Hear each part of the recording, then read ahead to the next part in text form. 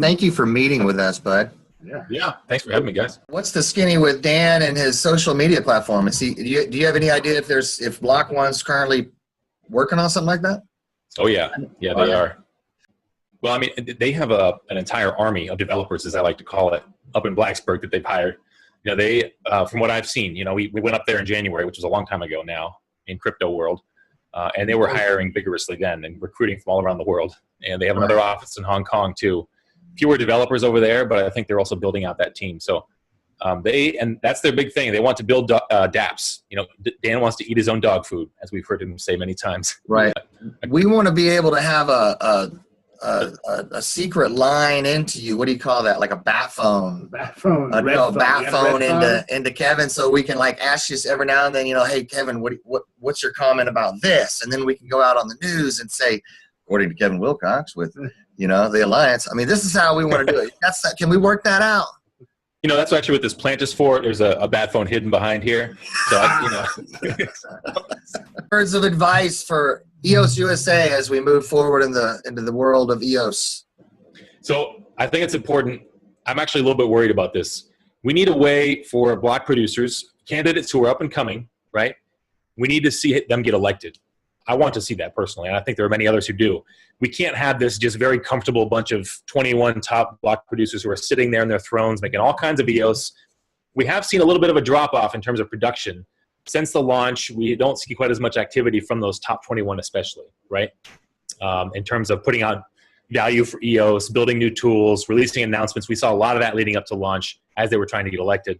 Now that they're there, especially the top ones, I don't see quite as much of that. So what I really would love to see is a candidate come out of nowhere and get into the top 21. That would, to me, it would prove that this is a decentralized network, that anyone can get elected. It would provide a blueprint, I think, for other candidates who are trying to come in. We do need, I'm hoping someday DigitalOcean looks in and says, oh, EOS would be a good opportunity for us. We already host surfers, Rackspace, you know, they could come in and just, we want to be a block producer. They need like a model for how to get elected, right? And so we need candidates to help provide that. Say, hey, we came in after launch and we got elected and here's how we did it. Kind of thing. So you need somebody to write the book, basically. Write the book.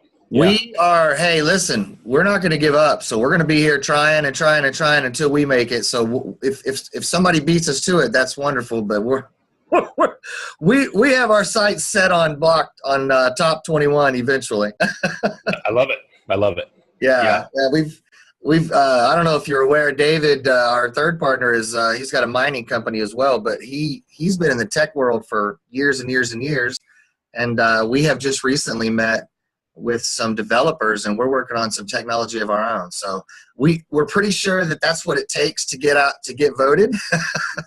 maybe we have a foot in the door here. So we're giving it our best. And we've seen that with every single block producer team.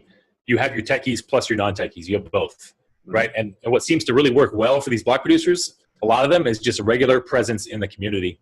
You know, putting out value on a regular basis. People come to expect it from you guys. They can see that you're trying hard, and people respect that too. So as long as you're putting out, and you know, I don't want to name any names specifically, but you can see the ones that put out regular stuff, and you know their names because they're always at it. And that's really a way. If you don't, the folks who are the non-techies, that's how you get your block producer elected. That's one of the big ways. Produce that regular stuff for the community.